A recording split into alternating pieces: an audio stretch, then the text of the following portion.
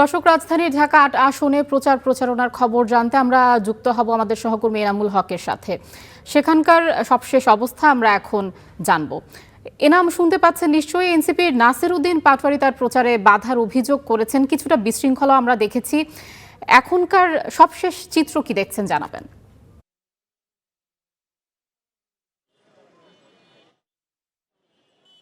ধন্যবাদ আয়শা। আমি এই মুহূর্তে রয়েছি হাবিবুল্লাহ বাহার কলেজে, যেটি ঢাকা ৮ আসনে অবস্থিত। কাকরাইলের যে রমনা রয়েছে ঠিক সেখানেই এই হাবিবুল্লাহ বাহার কলেজটি।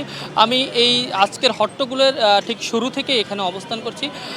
আমি যেটি দেখতে পেয়েছি যে সকাল থেকেই কিন্তু 11টা থেকেই এখানে বিএনপির স্থায়ী কমিটির সদস্য, বিএনপির মনোনীত যিনি প্রার্থী রয়েছেন মির্জা আব্বাস, তিনি আসার কথা রয়েছিলেন এবং এর সাথে যিনি শাপলাকলির প্রার্থী রয়েছেন, শাপলাকলি মনোনীত প্রার্থী রয়েছেন নাসির উদ্দিন পাটোয়ারি, তিনিও কিন্তু এখানে আসার কথা ছিল। এরপর আমরা যেটি দেখতে পেয়েছি, মির্জা আব্বাসের আগেই কিন্তু নাসির উদ্দিন পাটোয়ারি এখানে প্রবেশ করে। তার প্রবেশ করাকে কেন্দ্র করে দুই দলের মধ্যেই হট্টগোল শুরু হয়ে যায়, দুই দিক থেকে স্লোগান শুরু হয়ে যায়। স্লোগানের এক পর্যায়ে এটি বিশৃঙ্খলাতে পরিণত হয়।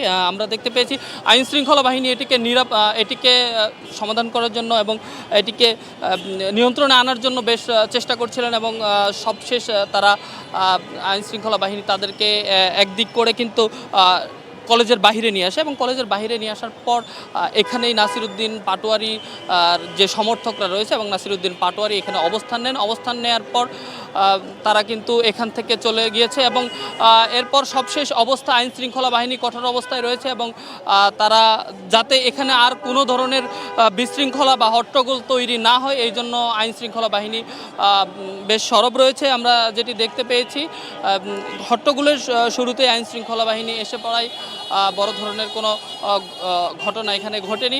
আমরা এই মুহূর্তে অবস্থান করছি সেই হাবিবুল্লাহ বাহার কলেজের ঠিক সামনেই। এখানেই নাসির উদ্দিন পাটোয়ারি কিছুক্ষণ আগেই অবস্থান করছিলেন, রাস্তার মাঝখানে অবস্থান করে কিন্তু স্লোগান দিচ্ছিলেন। দুই পাশ থেকে দুই দল স্লোগান দিচ্ছিলেন, কেউ শাপলাকলির স্লোগান দিচ্ছিলেন, কেউ ধানের শীষের স্লোগান দিচ্ছিলেন আমরা যেটি দেখতে পেয়েছি। এবং নাসির উদ্দিন পাটোয়ারিকে কিন্তু বাহির থেকে ডিম নিক্ষেপ করা হয়, আপনি যেটি বলছিলেন যে ডিম নিক্ষেপ করা হয় এবং আইন শৃঙ্খলা বাহিনী সেটিকে সব ধরনের হট্টগোলকে নিয়ন্ত্রণে আনার জন্য কিন্তু সর্বাত্মক চেষ্টা করেছে। আমরা যেটি শুনেছি, নাসির উদ্দিন পাটোয়ারি কিন্তু অভিযোগ করছেন এই আসনে যিনি বিএনপি মনোনীত প্রার্থী রয়েছেন তার বিরুদ্ধেই।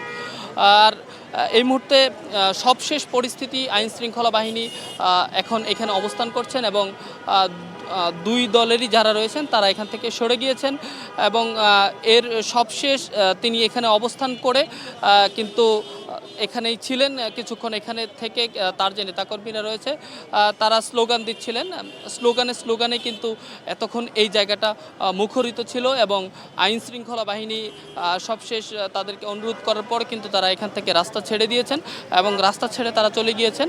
এবং এই ছিল আমার কাছে ঢাকা ৮ আসন থেকে সবশেষ। আয়শা।